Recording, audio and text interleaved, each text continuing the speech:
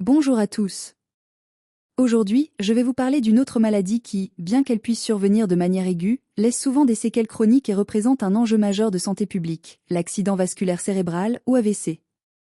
C'est une urgence médicale qui touche des millions de personnes chaque année, et en tant que médecin, je vois trop souvent les impacts dévastateurs qu'elle peut avoir sur la vie des patients et de leurs familles. Mais l'espoir est là. Avec une prévention rigoureuse et une prise en charge rapide, on peut limiter les dommages et même éviter beaucoup de cas. Installez-vous bien, car je vais vous expliquer tout ça en détail, de façon claire et humaine, avec des exemples tirés de ma pratique pour que vous puissiez mieux comprendre et agir. D'abord, qu'est-ce qu'un AVC exactement? Imaginez votre cerveau comme un ordinateur ultra perfectionné qui a besoin d'un flux constant d'oxygène et de nutriments via le sang. Un AVC survient quand ce flux est interrompu, soit parce qu'un vaisseau sanguin se bouche, c'est l'AVC ischémique, qui représente environ 85% des cas, soit parce qu'un vaisseau se rompt et saigne dans le cerveau, c'est l'AVC hémorragique.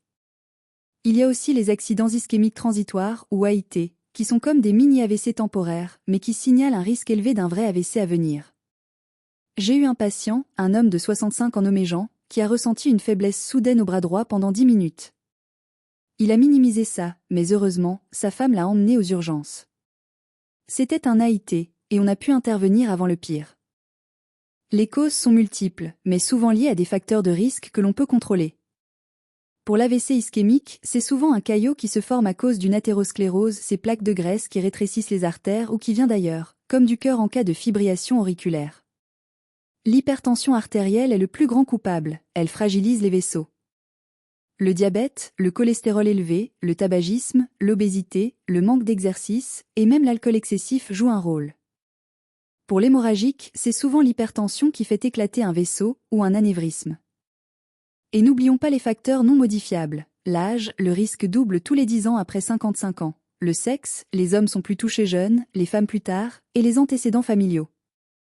Une patiente que j'ai suivie, Louise, 72 ans, avait une hypertension non traitée depuis des années. Elle a fait un AVC hémorragique un matin, en se levant. C'était évitable avec un simple contrôle régulier. Les symptômes ? Ils sont soudains et peuvent varier selon la partie du cerveau touchée, mais il y a des signes classiques à retenir avec l'acronyme FAST. Face, le visage s'affaisse d'un côté, arme, faiblesse ou engourdissement d'un bras, speech, trouble de la parole, time, appeler les urgences immédiatement. D'autres signes, une perte de vision soudaine, des vertiges intenses, une confusion, des maux de tête violents pour l'hémorragique, ou une perte d'équilibre. J'insiste, chaque minute compte. Le cerveau perd des millions de neurones par minute sans oxygène. J'ai vu un cas où un patient, Marc, 58 ans, a attendu des heures avant d'appeler parce qu'il pensait à une migraine. Résultat, des séquelles motrices permanentes. Si vous ou un proche avez ces symptômes, composez le 15 ou le 112 sans hésiter, c'est une question de vie ou de mort, ou de qualité de vie. Pour le diagnostic, en urgence, on fait un scanner cérébral pour distinguer ischémique ou hémorragique, car le traitement diffère. Un IRM peut affiner, et on cherche la cause, électrocardiogramme pour le cœur, écho-doppler des carotides pour les artères du cou, analyse sanguine pour le cholestérol ou la coagulation. En routine, pour prévenir, on surveille les facteurs de risque lors des bilans, tension, glycémie, etc. Une de mes patientes, Sophie, 50 ans, a été dépistée pour une fibrillation auriculaire lors d'un check-up banal. On l'a mise sous anticoagulant, et elle a évité un AVC potentiel.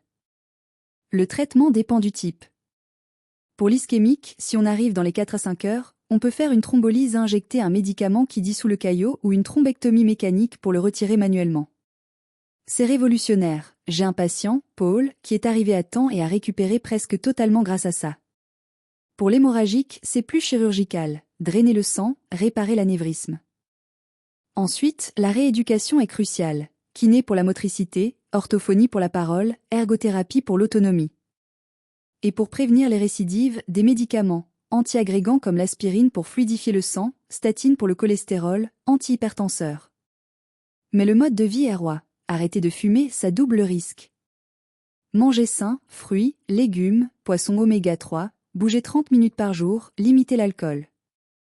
Les complications chroniques sont ce qui rend l'AVC si redoutable. Beaucoup survivent, mais avec des séquelles, paralysie d'un côté, hémiparésie, troubles de la parole, aphasie, problèmes cognitifs comme la mémoire ou l'attention, dépression post-AVC. J'ai suivi une femme, Anne, 60 ans, qui après son AVC ne pouvait plus parler clairement. Avec de la rééducation intensive, elle a réappris, mais ça a pris des mois. Il y a aussi le risque de démence vasculaire à long terme ou d'autres AVC.